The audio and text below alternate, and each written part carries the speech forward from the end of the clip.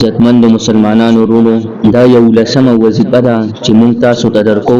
تاسو د یا ارحم الراحمین دا وظیفه په صحیح طریقې سره شروع کړئ. الله جل شانه بس تاسو ټول مشکلات ختم کړي او الله جل شانه بس تاسو جایز حاجتونه دا به پوره کړي.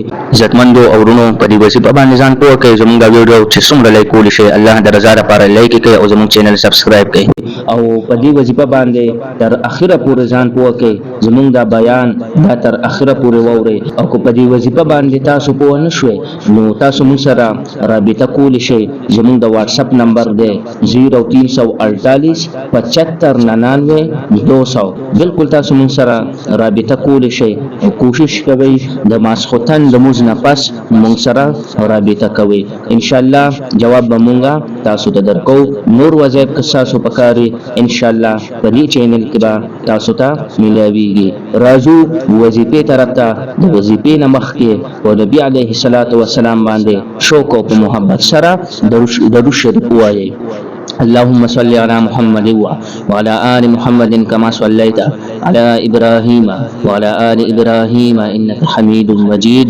اللهم بارك على محمد وعلى آل محمد كما باركت على إبراهيم وعلى آل إبراهيم إنك حميد مجيد. یو قیمتي خبره اقدادا چې تاسو په نبی عليه الصلاة والسلام باندې څومره زیات درود شریف ویلی شئ. په نبی عليه الصلاة والسلام باندې درود شریف وایئ کم از کم 1000 مرتبه درود شریف وایئ. دا لنډ درود شریف وایئ صلی الله علیه و آله وسلم صلی الله علیه و آله وسلم.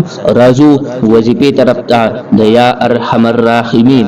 دا به مونږ سټیم کو جی. دا به تاسو د سحر د مونځ نه پس کوئ یا د ماسخوتن د مونځ نه پس کوئ.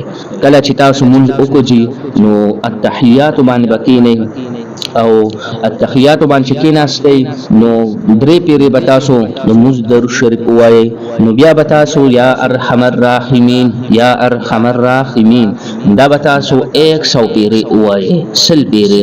اخره کې بیا به تاسو د مونځ درود شریف 3 پیرې ووایئ. دې سره به تاسو وظیفه پوره شي او دا زمونږ د بیان اخره پورې واورئ. په وظیفه باندې ځان پوه کړئ. نو اوس تاسو به وایئ چې دا وظیفه دا به مونږ څومره وخت کو. دا به تاسو تر هغه وخت پورې کوئ چې تر څو پورې تاسو جایز حاجتونه ادا پوره شوي نه او تاسو مشکلات دا ختم شوي نه دي. نو دا وظیفه دا به تاسو کوئ. که دې وظیفه باندې بیا ځان پوه کړئ د سحر د مونځ نه پس یا د ماسخوتن د مونځ نه پس کوئ. التحیات باندې بکینئ چې ټول مونځ برابر کړئ جی. نو کې باندې نو 3 پیرې به تاسو د مونځ درود شریف ووایئ. بیا به تاسو 100 پیرې یا ارحم الراحمین یا ارحم الراحمین 100 پیرې به ووایئ. اخره کې بیا به تاسو درود شریف 3 پیرې ووایئ.